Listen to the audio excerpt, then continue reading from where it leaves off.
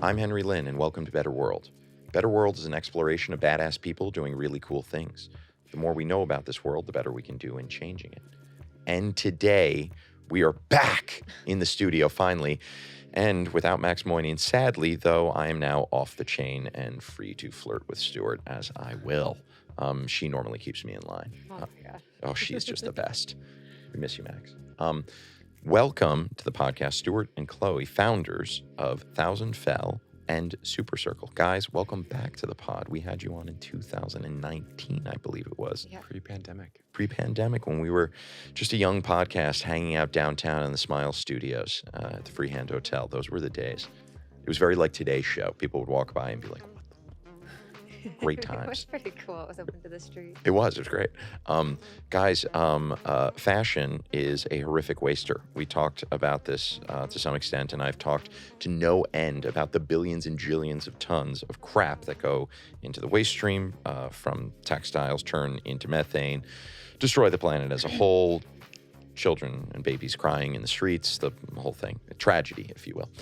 But you guys have developed a technology for circularity and then a subsequent circularity as a service for fashion brands.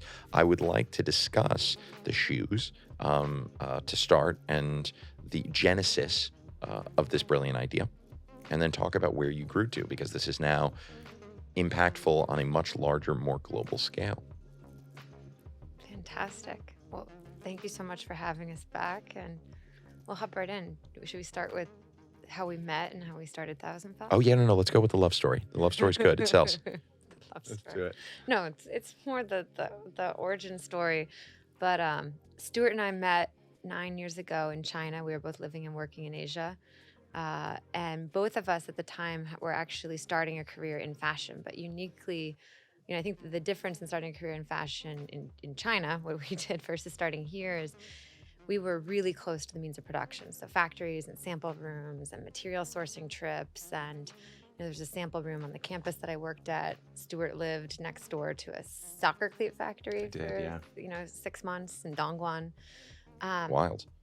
And really Outdoor meat markets. You're like 22 to 24. No, not outdoor meat. Too far. Sorry. There are a lot of outdoor markets. Yeah. Democrats here. My bad. No, we're just a fan of the lab theory. Right. Let's go.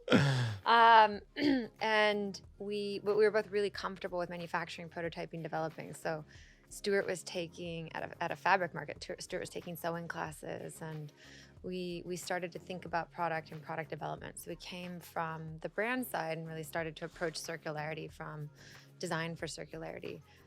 I then went and worked at Gap Inc. for 4 years. Stuart was working with various startups, but in both of those situations, we were hyper-focused on waste. And just, we were obsessed with fashion. We always wanted to work in fashion, but when you actually get into it, you're creating so much season over season. You're overproducing to comp markdown sales that, and you're producing items that aren't being sold, that are being liquidated or burned or become liability inventory. And so we really became obsessed with this idea of, well, how do you continue to design, but how can you design designs that go away or that have an end-of-life plan, and what does that look like? Right. And so that's why we started Thousand Fell. So when we started working on this 5 years ago in 2018, it was, how do we manufacture products that have a true end-of-life path, that can be pulled apart, that could be either recycled or biodegraded? How do we pick between recycling and biodegradability? And really started on the journey in circular fashion. What does cradle to cradle mean? What does the industry need? And Well, let's define circularity for the folks at home, just to be very, very clear. Please go ahead. Do you want to take this one, or I got it? Yeah, sure. I can talk a little bit about it. So really the idea that we center around is componentry to componentry or fiber to fiber recycling. An old t-shirt becomes a new t-shirt. Old outsole becomes a new outsole. And there's a lot that goes into The end-to-end reuse of every single material that is in a garment. Yeah, ostensibly. back into a garment of equal quality.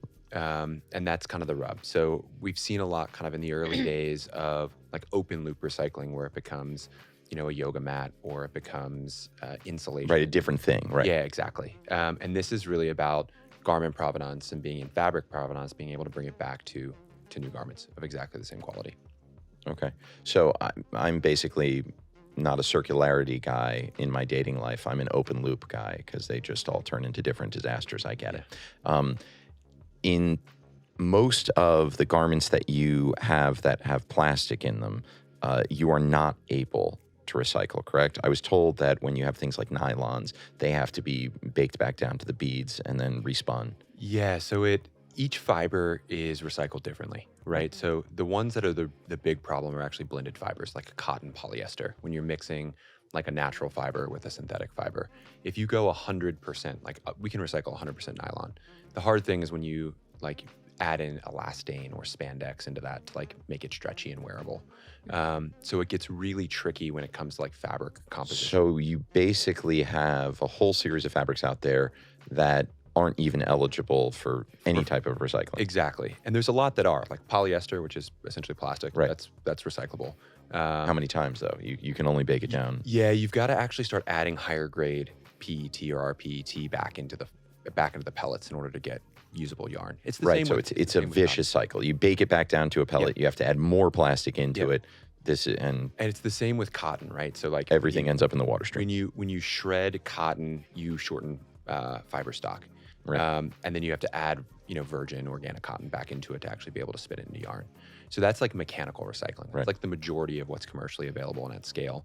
There's a lot of incredible technology in the depolymerization and chemical recycling space. Teams like Evernew, Renewcell, Circ, Amber Cycle that are thinking about ways to turn a polymer back into a monomer Right. and then build it back up into the exact same zero loss or like negligible loss, which is incredible. So what we're seeing and kind of what we Most saw. plastics are polymers, most replacements for plastic, biopolymers. Yep, exactly. It is still the same chemical strong bond composition. Exactly. And what we're seeing right now is that this was kind of, I think, where Chloe was going, is that when we started Thousandfell, what we noticed is that the material R&D on the front end of the supply chain was really established and pretty mature. People were doing some really cool things with, like you mentioned, biopolymers, so using like natural polymers to replace oil and petroleum. People were doing a lot of really great stuff with natural alternatives, coconut husks, sugar cane, corn waste. Right. And what we saw on the other end of the supply chain was the recycling infrastructure was actually pretty mature, especially the mechanical recycling infrastructure. Right. And there was a really rapidly growing chemical recycling component there too. It was all the stuff in between that was non-existent. So how do you get The strict materials on the fiber side. Well, it was like, how do you get a t-shirt back into a composition that a recycler can use it? They can't just take a t-shirt. How do you get, footwear back into its component parts to be recycled? I just realized that we erred on the side of me being a very hip hot girl and making the assumption that everybody at home knows what Thousandfell is. That's why you don't know what Thousandfell is. Like, get out of here. It is a shoe company predominantly. So I am wearing a hoodie from you guys. You did some follow along accessories, fashion pieces. But by and large, the majority of your line are sneakers, correct? Yeah, that's right. You want to speak to that? Yeah, I can. So my background really is in footwear and footwear manufacturing. So what we essentially did early on was we looked at existing footwear infrastructure. So you looked at the recyclability first before choosing your product. Yeah, exactly. But we realized that we needed to be able to mass produce these products too. So we couldn't do like Adidas has done the Futurecraft loop where they do TPU welded bottoms. Like that's really hard to scale.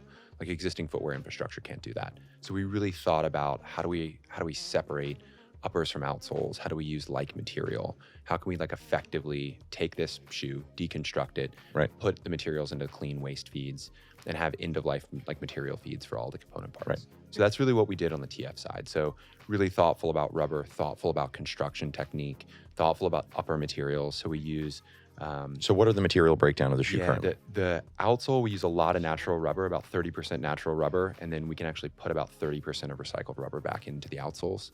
The upper material is... Well, that's 60. What's the remainder? All rubber, anybody that says they have 100% rubber is just, or natural rubber, it's not true. You need like filler and bulk. You have to bulk the rubber. Okay. So Plastic. yeah, you got to make it so that it isn't brittle and cracks. I see. Which is like what a bunch of these outsoles are made of. So we've done a bunch of different like material testing on these. Like if you ever touch natural rubber, it's like really brittle and hard. Right. So in order to make rubber flexible, you have to mix it with additives that Yeah. are essentially plastic. Is there a biopolymer alternative as a filler that you guys are able to use down the road? There's a lot of material innovation that's happening in that respect. There's also a lot of fillers that they're adding that allow it to, if it hits a landfill condition, Yeah. Got to it. actually break down. Got it. Because right now, I mean, this would sit in landfill for like 600 years. Right. Yeah. And so we've been really thoughtful about being able to The take this and- recyclability is the key. The recyclability is the key. Okay. Yeah. But again, to Stuart's point, if you see something that says 100% natural rubber, it's not. It's 100% natural rubber up to the threshold Yeah, which is like before 30. you have to 35%. add in emulsifier. We have been looking at and working with and had on the pod companies like Blueview. I know that there are some innovations in Yeah. biodegradability Yes. for some of these products now. Have you guys looked at any of those materials? Yeah, there's some additives that we can actually put into the outsole if they get out of our closed loop system. But the big focus for us, and we did Is keep this- it in the closed loop system. keep Yeah. it in the closed loop system. Yeah. Right. I mean, like suspend belief with me for a second, but I honestly believe Every that in day, the let's next, go. like, 5 to 10 years, you're never going to throw anything away from your closet. Everything's going to be captured back. It's all going to be in a closed loop system. Does the closed loop system require impact offsets to some degree because of the vast amount of shipping that we're inherently doing at that point? I mean, the way that we look at it is waste hauling has the same imprint Has the anyway. same Right. impact. When Yeah. you look at the actual LCA of a recycled fiber versus a virgin fiber, pretty much across the board, it's less. Yeah. Okay. So LCA. LCA life Life cycle analysis, Yeah. including shipping and transportation. So, for example, and I don't have the numbers in my head off the top of my head. You might, with virgin polyester to recycled polyester, it's a 90% lower Yeah, total it's incredible. energy output, even including the energy and the cost of recapture, shipping, and transportation. It's wild. With cotton, I don't know the exact decrease off the top of my head, but the land use and the water use you're saving from growing a virgin Is cotton substantial, plant right. is substantial. Right. So that and as Stuart mentioned, there's already energy involved in waste management and energy. So the involved in key waste focus hauling, here filling, etc. is that you guys solved a better equation Yeah. through reusability Yeah. than you did through something that is linear, virgin, Yep. and then biodegrades goes back. Yeah, That's right. exactly. Yeah. And circling The math just makes circularity Really math is better. clearly going back to like the what is circularity question, like the very bare minimum. It's currently we're in a system that's make take waste, and I think what people leave out in that equation is that waste has energy and waste Yes. takes resources, and waste also creates Even if it biodegrades. Right. Even if it's biodegrading, the offset. So circularity is better math, and 100%. The runoff, the pollution and the methane and the runoff Yep. from landfilling, it's terrible. So in almost every equation, circularity is better. And we are at the point where we've just produced so much. One of our That's a big bong moment, right? So like we should sit with that just Yeah. for a second and recognize that what you guys have identified through a lot of analysis in life cycle, in material, is that there are processes that can be optimized and made most efficient as long as you keep the system closed loop. Yep. And so the only inherent flaw is that we have to retrain the boomers. I don't know if you guys read my favorite website, Future Earth. Sorry, it's an Instagram account. Don't hurt me, Max. But she did a post about, it must have been 6 months ago. She was highlighting the ad campaigns done by the National Ad Council in the 1950s. The post-war boomers were actually trained from reusing everything to just single use, chuck it, Yeah. right? So that's where this whole thing started, apparently. So all we really have to do, the only chink in our armor here is the training of the consumer again to move back towards circularity, recognizing that it's better math, better for them. The milkman model. Yeah. Milkman model Yeah. all day. Yeah. And it's that's really what Yeah. kind of that was like a really important next step for us. So within the Thousand Fell business and really kind of the underlying incentives within the larger Super Circle business Right. that we've built. So the thought process is, all right, it is a better solution, right? How do you incentivize customers to actually do it? And what we've done on the TF business is we've added a $20 credit to every single shoe. So let's just back up here and give the overarching view, as I am not often apt to do. I'm normally the ADD guy just charging, and Max is like, could you please stop interrupting everybody? God, I miss her when she's not around. We have with Thousand Fell your standard D2C business Yep. with one exception. I go online, I order a shoe. You guys have a series of instructions for how I handle that shoe and how I return it. And you are expecting me, of course, to ship it directly back to you to return it to close the loop. And then every part of that shoe is taken apart, reused. Yeah. I also have the ability as a fashion brand owner to go up the chain with you to your new company, which grew out of said shoe company, which then makes this circularity a service to them. So if I want to develop a garment, a shoe, what have you, you guys have the supply chain infrastructure to allow me to do it circularly. Yeah, that's right. And really what we're focused on is the whole take back mechanism. So consumer brands are really good at product development and they're really good at marketing. They're really bad at supply chain and tech, really. And so that's where Super Circle comes in. So it's everything from the digital trade-in experience that brands need and consumers can swap items back out when they're done with them. It's everything from the reverse logistics system. So that's in-store drop-off and collection. That's the prepaid shipping labels. That's the lowest cost, lowest carbon shipping network that we've built. So we get product back. Lowest cost, lowest carbon. You guys solved for shortest path on impact. Yeah. And the big thing here is that when you order something online, you want it in 2 to 5 business days. Right. Thank you, Amazon Prime, for teaching everybody that it's got to arrive tomorrow. And just literally lighting fossil fuels on fire just along throw the it way. on a jet and we'll get Literally. it. We did it differently. So we pulled out the speed because we don't need the garment back. There's no turn of it. We don't need to resell it in 3 days. It doesn't need to be reshelved, which is a big concern for returns and the e-com return equation. We've slowed trucking down. We've regionally aggregated at collection points across the U.S. and Canada, and then we slow truck back when trucks are full. So There's at capacity to do it. scale, you can aggregate. That's right. The math does make sense. Very point. simple.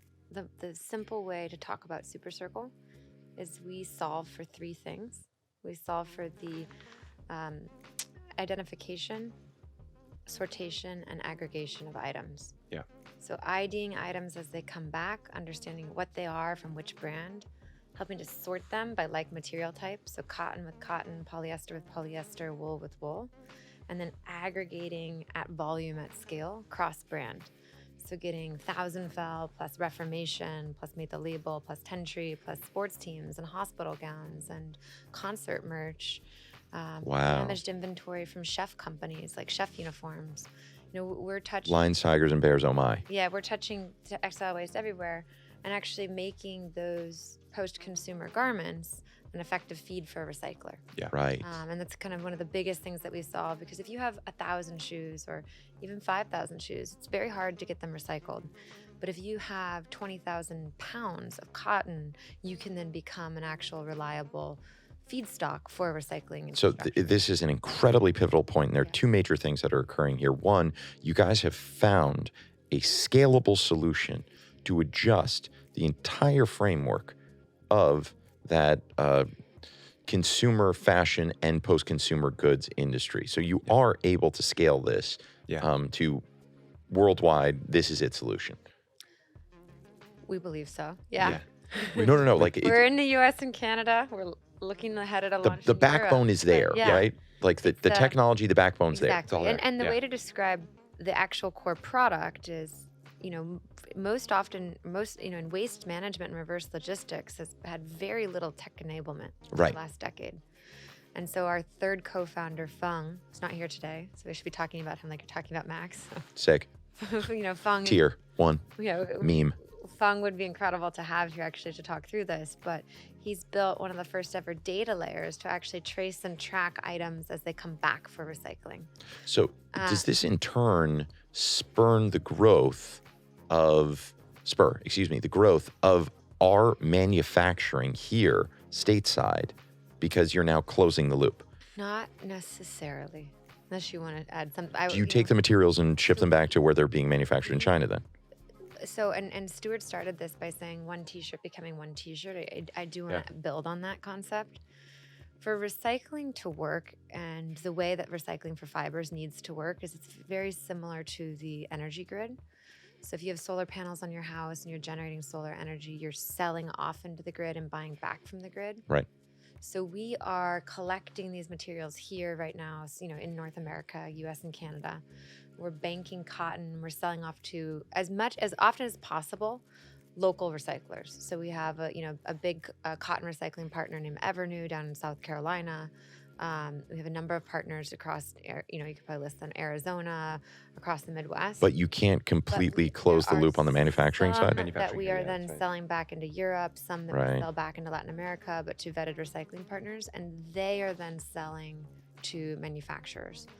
And Is that the shortest path in terms of impact? Is that the best way to do it? Or like, what's the ideal? It's currently the best way to do it. The infrastructure just isn't here locally to like build out. I mean, we get this question a lot for TF. They're like, why don't you manufacture in the US? It would be almost impossible to manufacture a full sneaker here in the US. It's just like the infrastructure is not here. Right. Do we think that the infrastructure is going to be developed anytime soon? It could be. I mean, you see like a lot of like on-demand, rapid manufacturing, nearshore manufacturing. There's like in the footwear space, there's like a huge market that's popping up in the DR, which is like a 2-day freight right into Miami. So people are thinking a lot about that. I think that Is it necessary in order to negate the negative impact as a whole, or does it become actually manageable? If you look at this from here's the entire pie of global emissions, just Yeah. the big board, right? And let's assume that renewables start taking over for electricity. Let's assume that you start migrating to electric vehicles. But you still have fashion as that big, it's some ridiculous number, like Yeah, it's 20% of global emissions. But with fashion as that big emitter, does it take it down as far as it possibly can in this framework? I don't know enough. I don't know if either of us know enough about the percentage of the beginning of supply chain, like LCA, that is based on freight. You might know actually based on the thousand. Right, that's the LCA. rub. It's the Yeah. moving around of the stuff. On the waste management side, a lot of our waste is already, again, when you look at the flow of not only clothing waste, but plastics waste, post-consumer electronics waste, a lot of the waste in the global north already heads to the global south. yeah, it gets Right. And so, having it here, yes, would replace that freight at the same, so one of the things that we know is happening and that I think is really Does it interesting- make it a closed system and more circular if the safety. manufacturing Yeah, occurs? you'd cut out legs of freight, which would be great. Okay. Yeah. The big thing that we're really trying to solve for here, though, is that there's no net with all like safety net with where all this stuff is going. No, it's still linear. It just goes waste. and it's Yeah. some of it's getting dumped into landfill here. But Chloe brings up a good point. A lot of it is getting baled, shipped into India, Africa, and Latin America. I mean, Right, the by raggers. by the just- Goodwill, Salvation goes to Raggers, goes to Yeah, and it's a Africa. massive portion. And I mean, I honestly think like with the teams like Goodwill and the world, like the road to hell is paved in good intentions. I mean, Right. these guys built a business and a really thoughtful business around collecting secondhand textiles and using those to service communities in need. And the fast fashion economy has just totally overrun. Right, and now those we're just outlet flooding channels. them with and they don't know what right. to do with it. And Right. so a lot of that's again going into West Africa, India, and Central America. This conversation has been so fascinating that I haven't even gotten another bad joke in. That's how good we're doing. I would like to also point out that the two of you are rock stars in circularity. Now, the audience will not have seen your most recent speaking engagements at the Soho House or otherwise. And I'm sure that you guys have more coming up with Earth Week and then Circularity Week thereafter. Stay tuned for more information on Circularity Week, people. But I would like to point out that this stuff is so fascinating that people are actually talking about it, digesting it without a sugar coating. I would also point out at this point that Chloe actually has fans, like real fans. I came to see her after her speech, and there were people literally standing in line talking about like, oh, she's really amazing. This is like the third time I've heard her Oh, speak. She's no. incredible. She's so beautiful. I love her. Oh my God. It was incredible. You had a line. It was 9 people Did have a deep. It was awesome. It's you know what? So it's really in the zeitgeist, right? We're talking about it. It is so incredible for us to see this change over the last 4 years. It's been crazy. Right, it's And, wild. An anecdote we have less But on like literally, no one's talking about it 4 years ago. No. No. We're hanging out in the our, freehand. Our first Now you have Our fans. first 3 investor decks all had slides that explained what is the circular economy. Right. What is circularity? What does circular fashion mean? Right. And now there are $100 million plus funds, billion-dollar funds Right. around investment in the circular economy. Yes, We're cool. now a part of an accelerator at Google on the circular economy. We have 150 to 200 people a month come to Soho House just to talk about the circular economy. Yes. And it's like, What's it like being badass Incredible. pioneers? It's great. You guys are the Kardashians of circularity. How does oh that my look for God, you? I don't know about that. But Sorry, you I'm know, withdrawn. You remembered Bad us when we would analogy. have like 20 people on a Zoom call and we'd be talking about sustainable fashion and defining circularity, and now there are classes that fit them about it. And Yeah. it's, I don't Right. know. You walk into Gallatin now and you're a rock star. No, I don't think so. I don't think so. But it's Professor's like, "Ladies and gentlemen." it's exciting because I think we all feel this. We are catapulting towards a cliff, towards a precipice, and I think the urgency in the fashion space, we're just not moving fast enough. Right. And you know what I was about to say is, and Stuart kind of alluded to this, but we are producing just so much right now. Too much. Too much. much. Unsustainably too much. We have enough cotton in circulation today To not produce cotton again. Ever never again. produce cotton ever again if we could only effectively recapture and recycle it. And what's happened is the rise of mass production and fast Let's fashion. restate that. We're literally losing cotton in this linear economy when we have enough. Yeah. We have enough. It's And we don't have to waste all now of that until- water in now growing until more. the end of time. We could shut every cotton field down. Like we would never, like land use, water use to create new cotton. Pesticide. Shut them down. Pesticide use. We could just turn it into stitch grass, capture all that carbon. Let's go. I love that. Exactly. And, you know, but we just don't have the systems at play to recapture these materials. And Right. The same goes in many different consumer product industries when you're looking at, you know, heavy metals and battery technology Yeah. and So there's a Plastic. massive resource allocation problem. There's Yes. resources just being lost we're just every day. Gone. creating new, Yeah. creating new, wasting it. And we're running out of new resources to pull from. Right. Um, So you've very, very clearly laid out a couple of important things, and I want to dive into some of the bigger things that the individual can do. But you've made it very, very clear that the first step is in shifting your thinking towards circularity by just saying, I'm going to buy a thing and I reuse it to the greatest extent that I can, and then I send it back. Yep. I am becoming very, very familiar with the fact that the things that I buy don't go into garbage, they go back. Yeah. Yep. And I have to buy from people who are back. circular and take it back. Yep. Also, if I am a producer, I have to produce things circularly. Exactly. And there are some really great resources that are about to become available on supercircle.com. Everybody go check out supercircle.com just for fun. Did I get that right? Circle.world. Supercircle.world. Charlie, It's what a global you movement. sleep back there, man? You know, you're supposed to be the Alex of this pod, all right? God, I'm just jumping without a parachute today, people. Supercircle.world. And you guys will be releasing ongoing helpful tips, solutions for Brand. these individual brands, these new brands who are ramping up, and even some of the old people who are like, what's circularity still? Right. So go check those out. But at the bigger level, outside of just educating yourself, what are the political movements that need to occur? Yeah, that's really interesting. So let me back up and say one thing really quickly first. 5 years ago, when we launched TF, the idea was to launch technology and infrastructure for the industry. Right. And we were just wholly convinced that the industry wasn't ready. Since then, in the past 4 or 5 years, the Global Fashion Act has been signed and adopted by the Inditexes, the H&Ms, the Uniqlos, PVHs, LVMHs of the world, to start pointing their like large businesses towards circularity. Right. And these leaders are taking it very seriously. So we've been in the room with a lot of these CEOs, and they're incredibly focused by 2025 and 2030, moving production and moving kind of the larger business model towards circularity, which is incredible. These are That's a big win. These are big ships to Right. turn, and they're actively doing that. What's nice and kind of our opportunity here is to let them know that, great, the technology and the supply chain is actually ready right now. You can implement this and roll this out. Let's go. Which is great. So that's been awesome. The other things that we're seeing too is that there's a lot of legislation, predominantly in Europe, that's already gone live. France, Germany, I think the Netherlands as well. By 2024, 2025, it'll be all of EU and the UK with extended producer responsibility.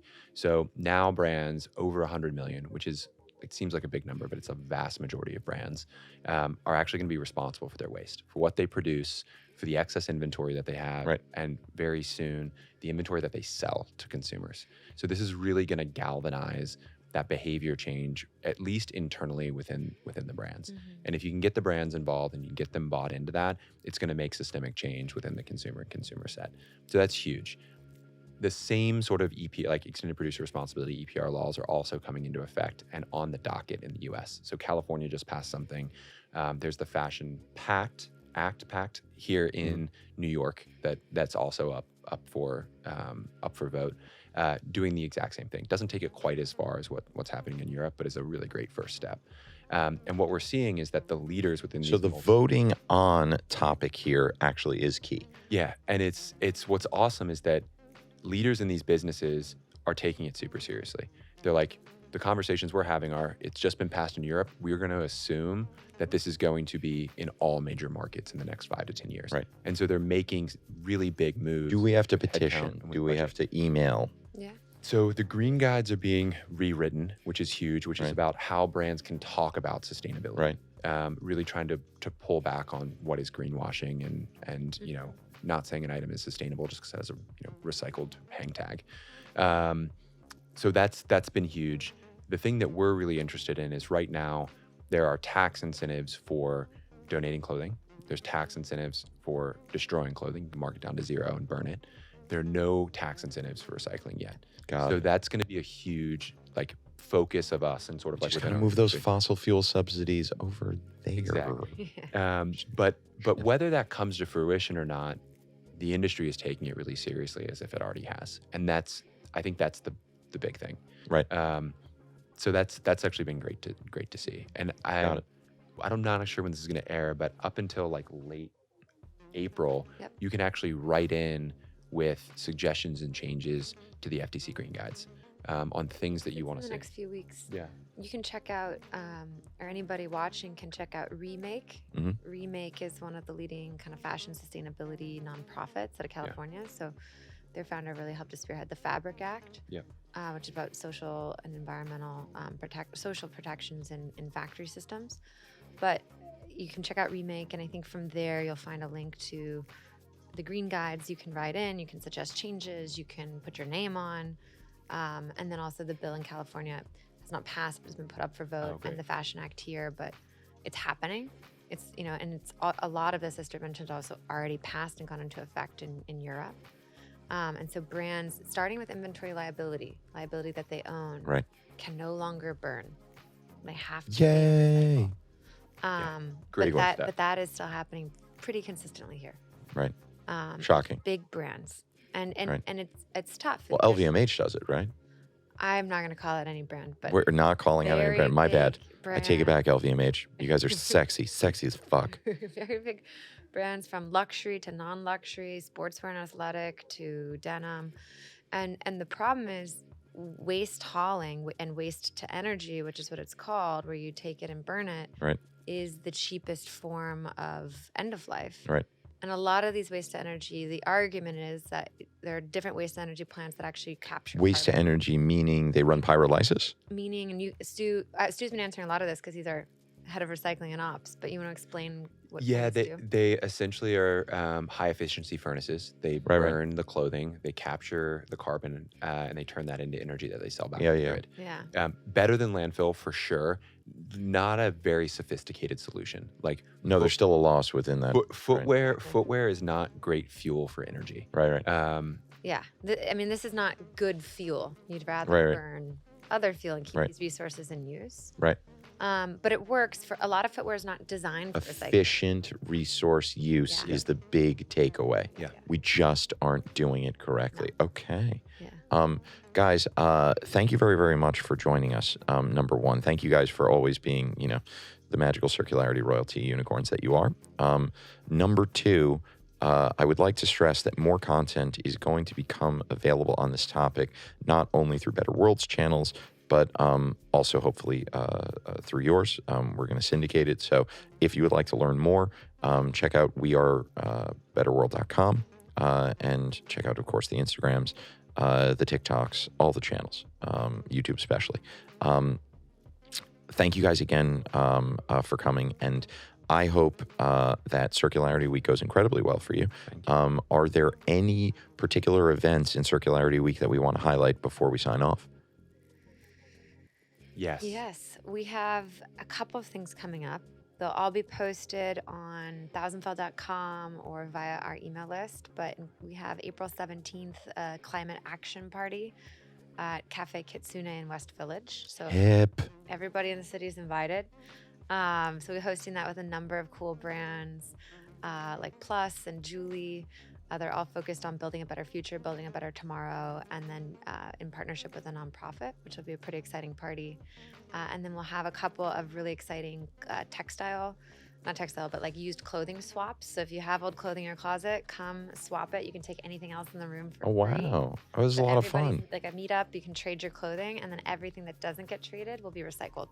So we'll take it back through Super Circle and effectively recycle the items. Charlie, how are you leaving me off the fun invite list, man? What the That's fuck? on April 30th. You know, like all the cool stuff with all the cool kids, and I got to talk to accounting? What is this? It's horrible. The Accounting's great. We love you guys. Sorry. Charlie's working to plan all of this in the background. we'll also still have the same meetups and panel discussions at Soho House, Right. Ludlow House on the Lower Right. East Side. There's one for those on in New York. May 2nd or 3rd, Charlie. Third. 3rd. Third. There's- On May 3rd, we have a panel at Soho House, and there's also one in April, Charlie. We will have this Yeah, we'll have it all all. available for you guys. Check all the intertubes. It will be Yeah. there. Thank you guys again for joining us. I appreciate it. I'm Henry Lin. This has been another episode of Better World, one of our first for YouTube. Join us again when Max Moynihan comes back and puts me back in line so that there are no more bad jokes. Thank you, and help make the world better.